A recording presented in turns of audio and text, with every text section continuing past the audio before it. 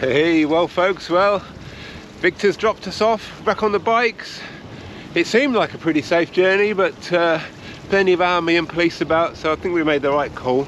No traffic as well, which was yeah, kind of weird. Very quiet. Very quiet roads. Very quiet roads. So that's Ecuador, as I say. It's not how we wanted to end our wonderful time here, because we've loved the country and the people. But here we go. Peru is next on the list, Deb. Yeah, we're in no man's land at the minute. Between Ecuador and Peru. Well, here we are in Peru. Bit deflated because she wouldn't give us 180 days. The customs officer only 90, despite us asking really nicely, saying we were old and we cycle really slowly. Your country's beautiful and massive. She wouldn't let us. So we've got 90 days. So we'll either have to try and extend it or go out and come back in again. It's what she suggested. But look how bloody flat it is. Eh?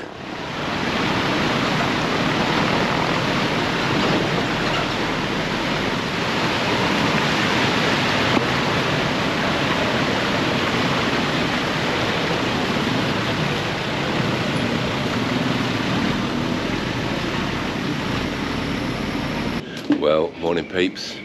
Had a great camp last night here on the beach under this shelter that the lady next door said we could camp under. Made a bit of a mess. It was really wet. Look at the state of everything. But a lovely view. And Thomas, are you not going to mention yesterday's excitement? Oh bloody hell, yeah, forgotten about that. Got electric shock. Just putting the inner up here, the tent, messing around with the frame. End of the frame went in there. And I was like, He literally was. I couldn't let go of the thing. Got a right shock.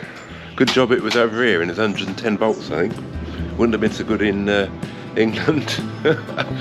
Fortunately, he fell over. The tent pole came out of the socket, and no major long harm done.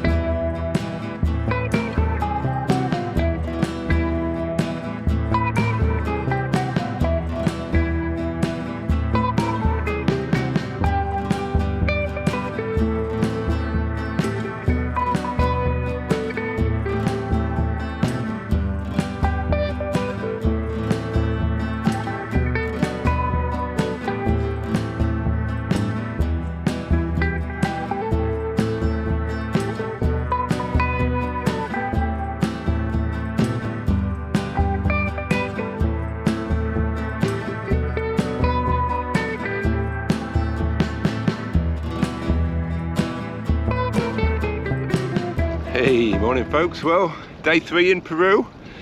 Loving it so far. It's a bit hot, but completely different to Ecuador, which is what I expected, because we've come down to the coast to take the coast route, which is dry and hot, because we were a bit bored of the mountains in the mist and the rain. No doubt we'll get bored of the desert before too much longer and head back into the mountains, but for now we're loving this dry landscape.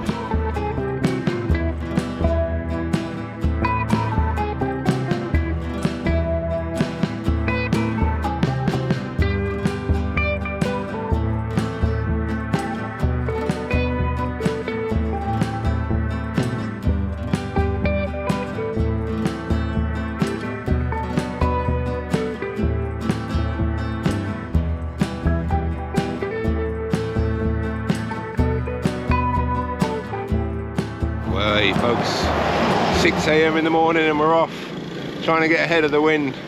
And what a shithole this town has proved to be. I don't know what the name is, something we're going to repeat. But look at the state of it, man.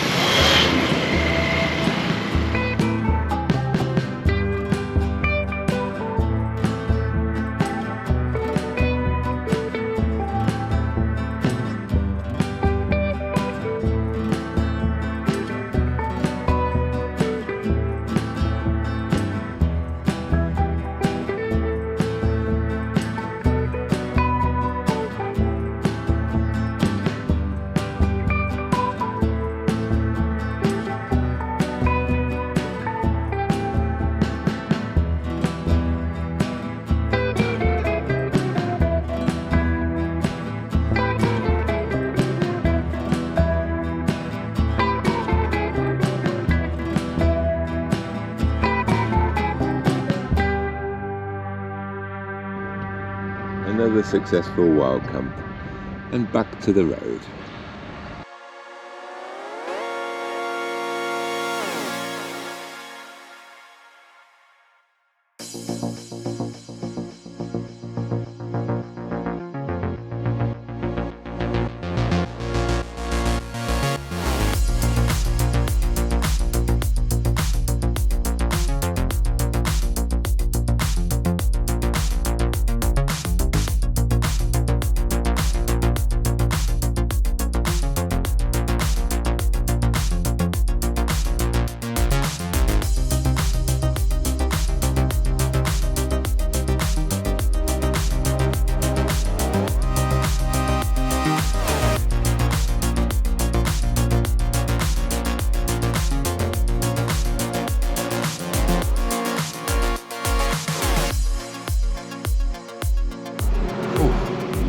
Made it, that was hot. Let's refill on water. Yeah, it's 40 miles so far today, boiling hot. Stopped after 13, and then 27, nothing. Just desert, headwind, and heat. Morning, peeps!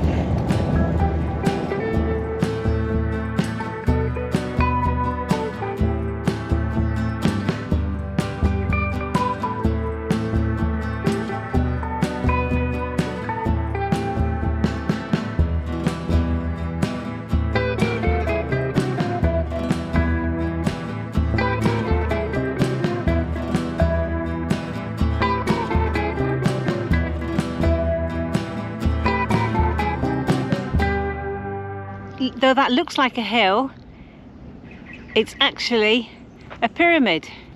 Rains have destroyed it over the centuries. About 20,000 years ago, man started to settle in Peru. They obviously were nomadic for many centuries, gradually settled down, and like any society, developed a hierarchy. And we're at tombs of Sipan, which is where one of the very, very early royal settlements, royal tombs exist. When they were buried with things to take with them to the next life. They believed that people would continue to live in the underworld. Haven't been able to work out yet whether the wife and kids, priest and whoever else is buried with the Lord were sacrificed or just died in the grave. I don't really want to think about it. We can get really right into the tombs. Tom's actually disappeared down in one now, so off I go. Hopefully I'll be out again soon. Well, this isn't something you do every day. I'm down here right inside one of the tombs. Wow. It's quite eerie, really.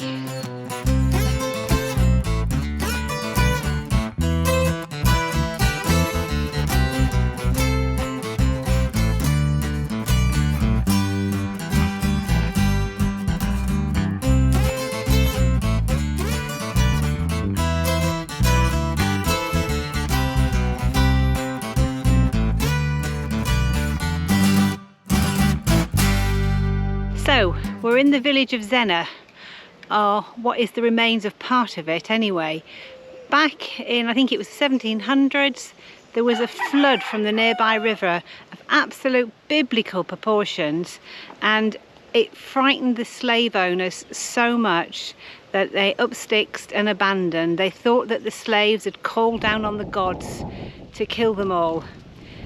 The slaves though stayed, and so the small town of Zaña, instead of being run by the slave owners, was run by the slaves, and they stayed free men here. And quite a story. And the remains now still to this day, of the church, of the priory, the mission, and a few other buildings. So we've come up to have a look. Okay, a nice story, I think. Well folks, this isn't your normal desert wild camp or truck stop motel. Look at this. How's that?